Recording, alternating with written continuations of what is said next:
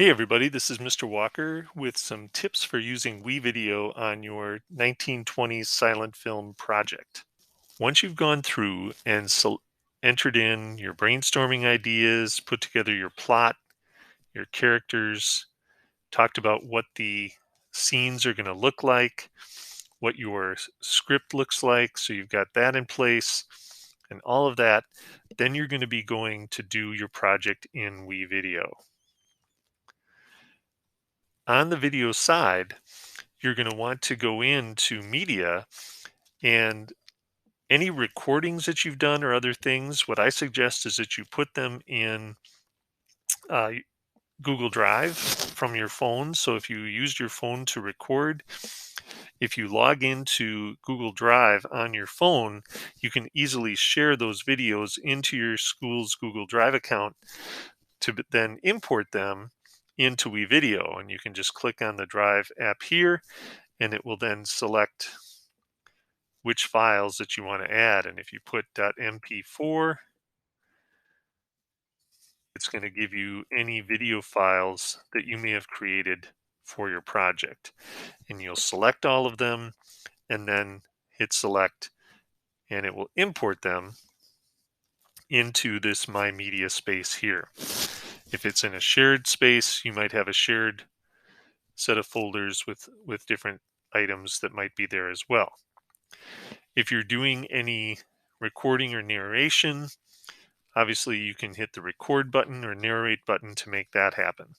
So this is where your media lives. You also have access in the video section to other media that's been created that is free to use. So here's some historical archival data. So if there's something that might be useful, you could potentially use something like this and have that clip as part of your presentation, if obviously it fits with the storyline. So that's that part. Down below is where all the magic happens. Now, I've gone through and put together a short video to kind of show what's possible with this. And the way that I did it is I started with a video track. And so as it plays, you'll see the main video track. And for right now, I'm going to mute some of these other things up here so that you don't see that. But I did add audio.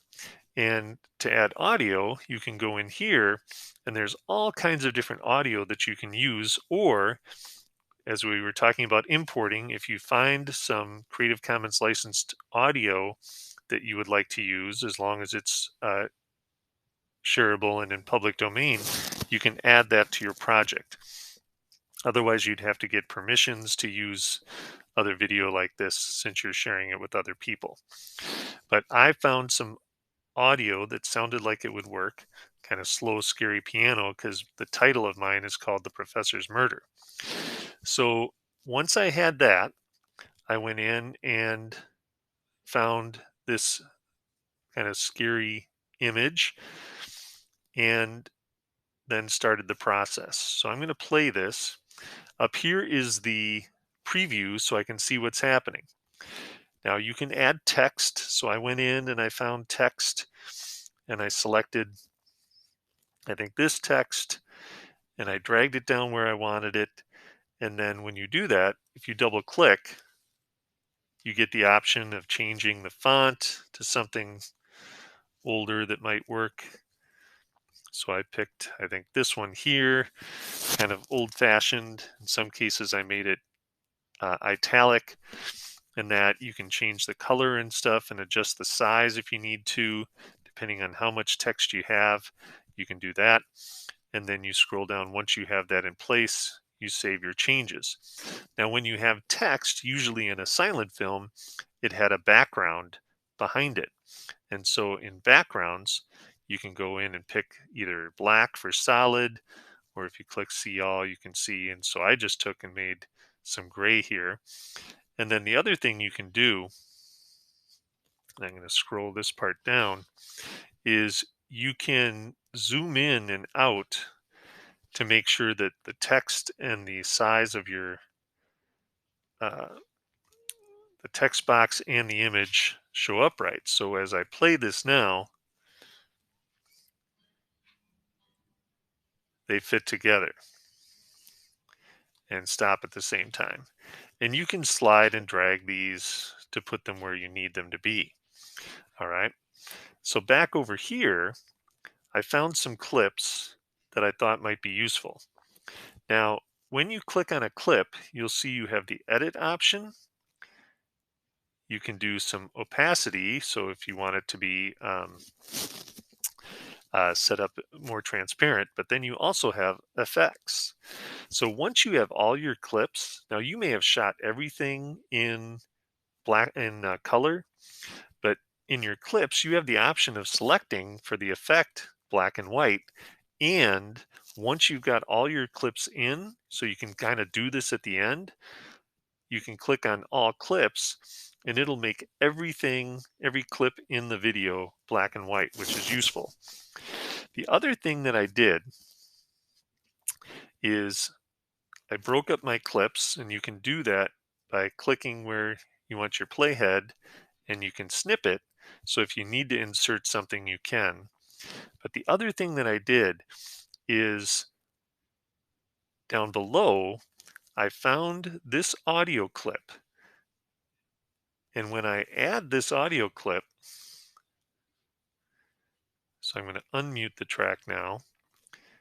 And when it plays, there's a crackling noise that comes from that. So now I've got the levels, and now when it plays, there's a crackling noise on there. And then up here, I added another video track, and you can add more tracks by clicking here, and it gives you the options, video or audio. And with this track, I found a video clip in the extras that gave kind of the crackly image. So when it plays, now the track is in place, and when everything plays, it gives that old time feel. You can kind of see those lines moving and stuff like that. So those are some little tricks that you can do to add content to WeVideo and put things together, but make it look like it's a little more old fashioned for this particular project. Hope this helps. If you have other questions, feel free to reach out.